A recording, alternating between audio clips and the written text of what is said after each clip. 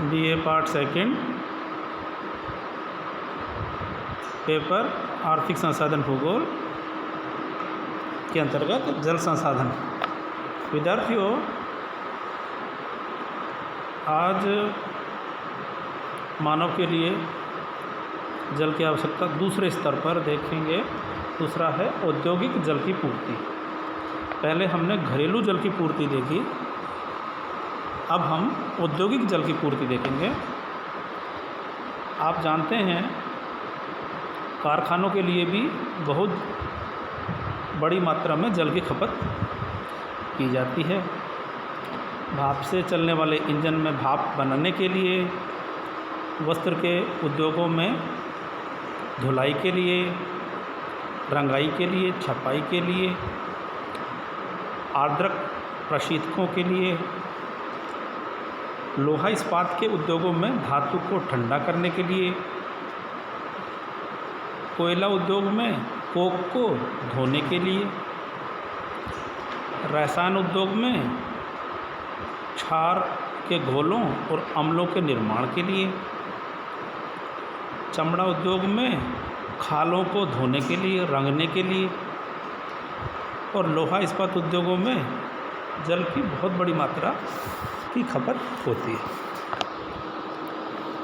औद्योगिक आवश्यकता की पूर्ति नदियों, झीलों, नहरों, इनके किनारे बसे हुए जो नगर हैं वे अपने उद्योगों में कर लेते हैं। उदाहरण पहले दिया जा चुका है कि इंग्लैंड के मैनचेस्टर में सूती वस्त्र का उद्योग है, लेकिन वहाँ का पानी अच्छा नहीं है, जिसके कारण धुलाई रंगाई हो नहीं पाती। तो मैनचेस्टर में क्या किया जाता है कि उसकी धुलाई और रंगाई का काम पिनाइन पहाड़ियों में किया जाता है। वहाँ का पानी मृदु है, पानी में चूना मिला रहता है और मैग्नीशियम मिला रहता है, तो उद्योगों के लिए ठीक नहीं रहता। पानी को क्लोरीन और अन्य रसायन मिला के साफ़ किया जाता है, जिससे उसमें जीवाणु पैदा ना हो जाए। खानों के क्षेत्र से बहकर आने वाला जल संदूषित हो जाता है। लोहे में जंग या मोर्चा लग जाता है। ऐसा जो जल है वो लोहे या इस्पात की पाइप और बॉयलरों में प्रयोग नहीं किया जाएगा। इस प्रकार ऑक्सीजन, कार्बन डाइऑक्साइड मिश्रित जल ठंडे रहने पर निष्क्रिय रहते हैं। अमेरिका में देखें तो वहाँ भी उद्योग वहीं पर लगते हैं जहाँ शुद्ध जल मिल जाता है। ऊन कातने, बुनने, रेशमी और सूती कपड़े, बुनाई का सामान, कागज़, लुगदी, चमड़ा, अल्कोहल, रसायन का निर्माण, औषधि निर्माण, ऐसे ही राज्यों में हैं जहाँ पर मृदु जल आसानी से मिल जाता है। तीसरे स्तर पर जिसके लिए हमें पानी की ज़रूरत पड़ती है वो है मत्स्य उत्पादन।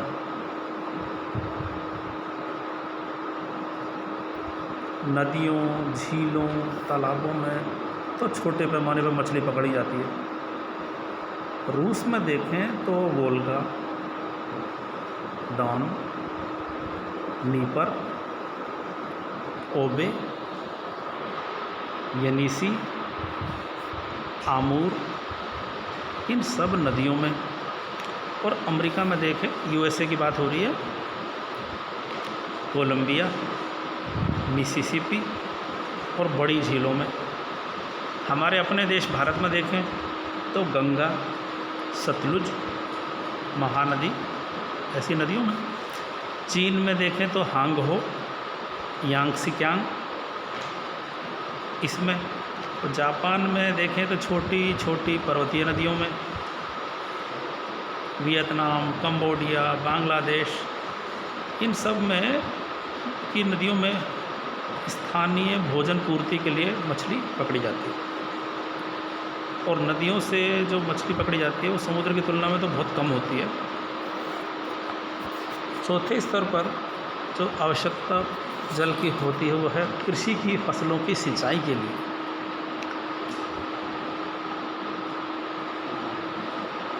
संसार की जनसंख्या का सबसे बड़ा भाग पूर्वी और दक्षिण एशिया में रहता है। इन भूभागों में वर्ष में कम से कम 2 फसलें तो ली ही जाती हैं, जिसमें से ज़्यादातर सिंचाई के ऊपर डिपेंड करती हैं, यानी कि निर्भर करती हैं। केवल विषुववृत्तीय आर्द्र प्रदेशों को छोड़ दें तो जितना मानसूनी एशिया है, इन सारे प्रदेशों में चावल की एक साल में 2 या 3 भी फसलें ले ली जाती हैं। जैसे देखें, उदाहरण के लिए दक्षिण चीन में, प्रायद्वीपीय भारत में, पूर्वी भारत में भी चावल का बहुत प्रचार है। दक्षिणी जापान में, वियतनाम में, कंबोडिया, म्यांमार, बांग्लादेश, मलेशिया,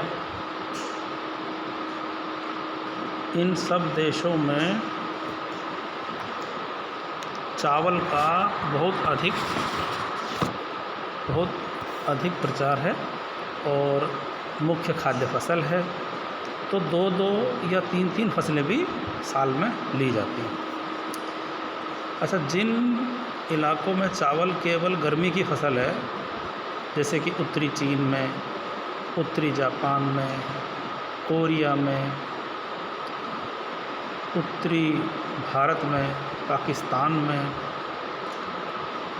वहाँ पर गर्मियों में चावल, गन्ना, कपास, मक्का,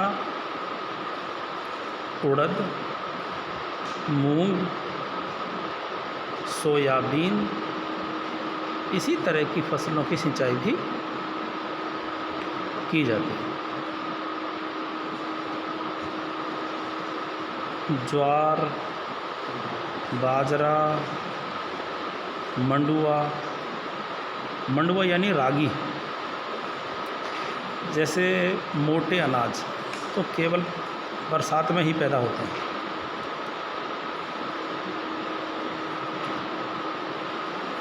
चीन, भारत और पश्चिमी पाकिस्तान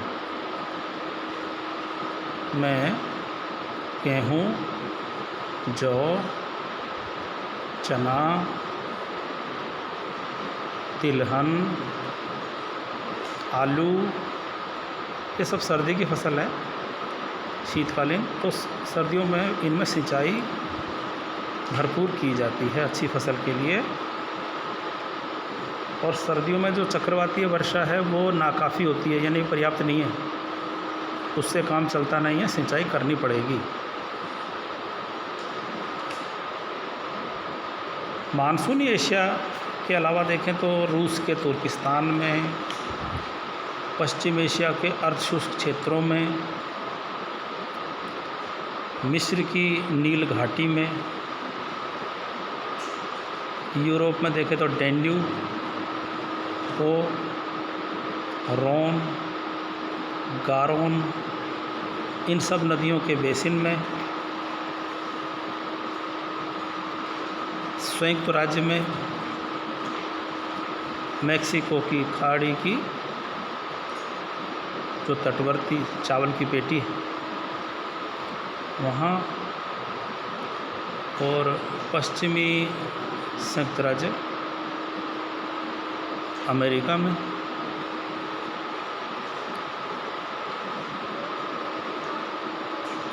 दक्षिण अमेरिका में देखें तो ला प्लाटा, दक्षिण अमेरिका में ला प्लाटा नदियों के बेसिन में,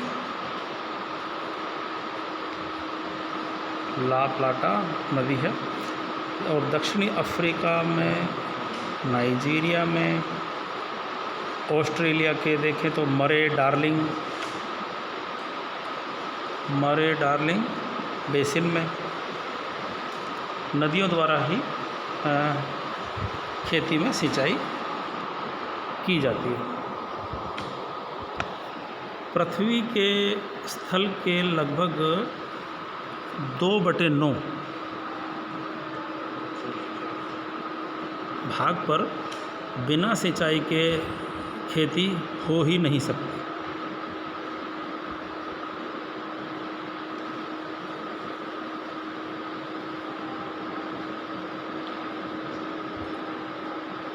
बहुत बड़े हिस्से पर बिना सिंचाई की खेती संभव नहीं है। संसार भर में अगर देखें भी सिंचाई कहाँ से शुरू हुई, तो सिंचाई की शुरुआत हमारे देश से हुई।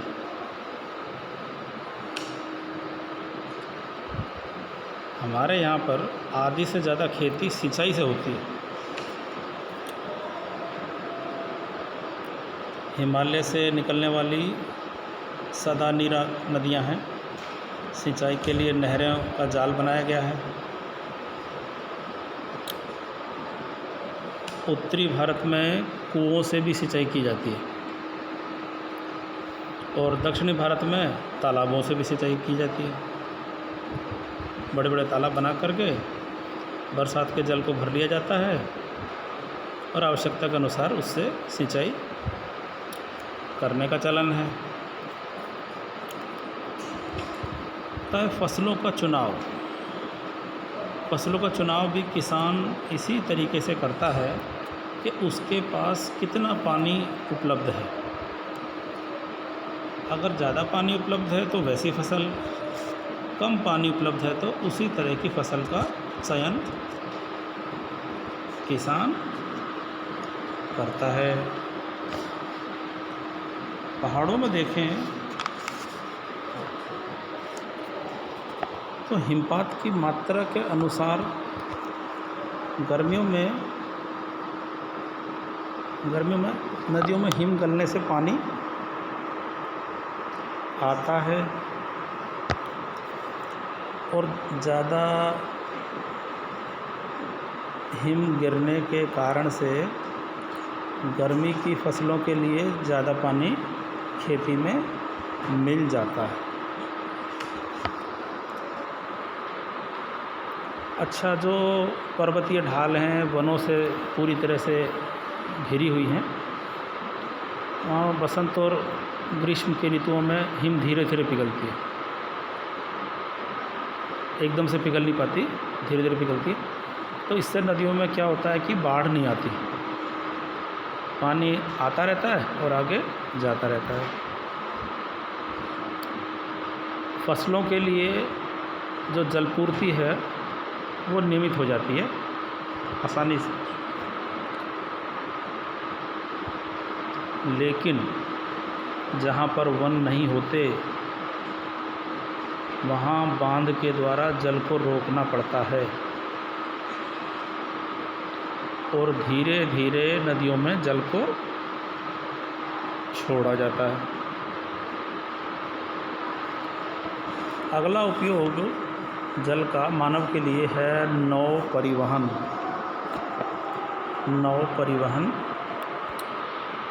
विद्यार्थियों, नदियों में, नहरों में, झीलों में सामान को इधर से उधर लाने के लिए, ले जाने के लिए, मनुष्य को इधर उधर से लाने ले जाने के लिए, यातायात के लिए हमें आवश्यकता होती है नौ परिवहन की। और ये किन कारकों से नियंत्रित होगा? पहला तो है नदी या जल राशि के बहने की दिशा। जिस दिशा में जल बह रहा होगा, आप उसी दिशा में माल को या मानव को ले जा सकेंगे, उसके विपरीत दिशा में नहीं।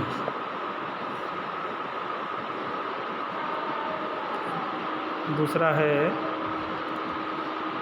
जो जल राशि है वो किस अक्षांश के ऊपर है।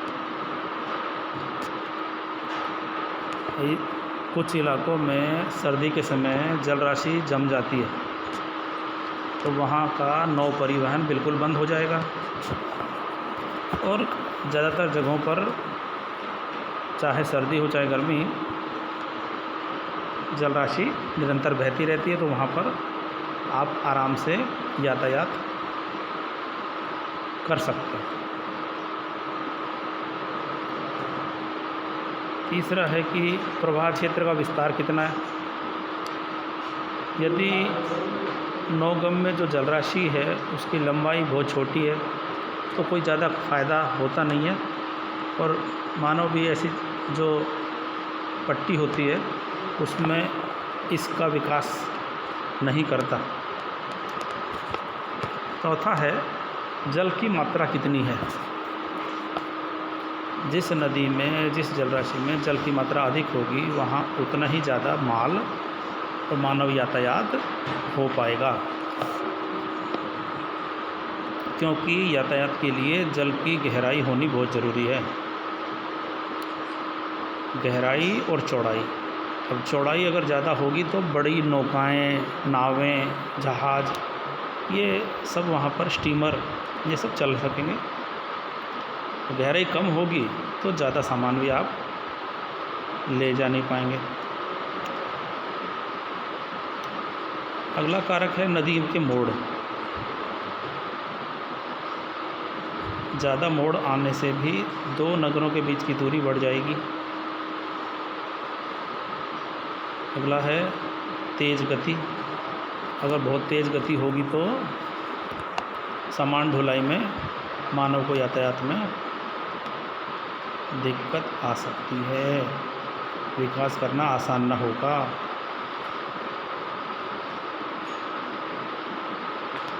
तेज़ गति से एक स्थान से दूसरे स्थान तक सामान तो पहुंच जाएगा, लेकिन इसमें खतरा भी बना रहेगा। अगर नदी के मार्ग में जलप्रपात हैं, क्षिप्रिकाएँ हैं, ये बाधाएं, इसके लिए तो देखो नहरें बनानी पड़ेंगी, लॉक बनाने पड़ेंगे। इसके अलावा धुंध, बर्फ़, जलवायु दिशा, कोहरा, आंधी, बाढ़, इसका भी नौ परिवहन पर प्रभाव पड़ता है।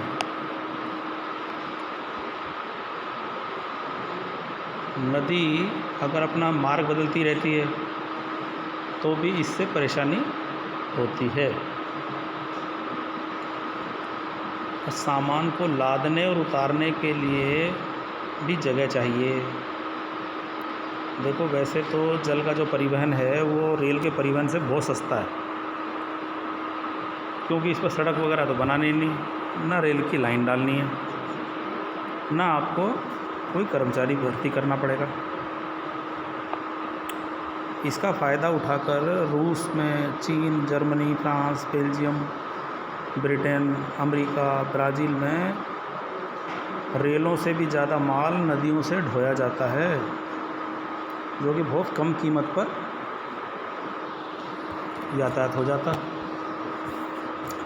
यूरोप में देखें तो राइन नदी में सबसे ज़्यादा परिवहन होता है। गर्मियों में बर्फ़ के पिघलने से और सर्दियों में इसके उद्गम क्षेत्र में बारिश होने से इस नदी में पूरे साल पानी बहता है। और राइन नदी एक औद्योगिकृत और सघन जनसंख्या के इलाके से आती है। इसका भी प्रभाव उपयोग पर पड़ता है। इसी तरह से देखें तो जो डेन्यूब का बेसिन है वहाँ न तो जनसंख्या सघन है न औद्योगिकरण है, तो वहाँ पर व्यापारिक परिवहन भी नदी में बहुत कम होता है। चीन में यांगत्से और पूर्व के सोवियत संघ में देखें वोल्गा नदी में तो बड़ी मात्रा में परिवहन किया जाता है। गंगा नदी में हमारे देश में देखें तो गंगा नदी में बंगाल डेल्टा तक बड़ी मात्रा में परिवहन होता है। ब्रह्मपुत्र नदी डिब्रूगढ़ तक नौगम्य है, यानी नावें आराम से चलती हैं। हिमालय से निकलने वाली नदियों में लट्ठे, स्लीपर पहाड़ के इलाकों में छोड़ दिए जाते हैं और जो बह कर के बड़ी आसानी से और मैदानी इलाकों तक आ जाते हैं। गोदावरी के डेल्टा में देखें तो नाव के द्वारा यातायात किया जाता है। बाहर के देशों में देखें तो नदी है टाइग्रिस, नील, पराना, मैगडेलना, इन नदियों में भी नौ परिवहन किया जाता है। उत्तरी ध्रुव की ओर जो बहने वाली नदियां हैं, जैसे रूस में ओब, येनिसी, लीना, और जैसे देखें कि कनाडा में नदी है मैकेंजी और सेंट लॉरेंस, ये सर्दियों में जम जाती हैं।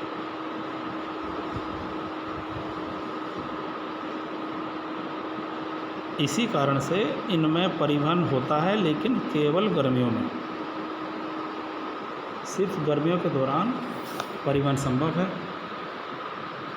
इस प्रकार से मानव द्वारा जल के संसाधन के विविध उपयोग के बारे में हमने अध्ययन किया।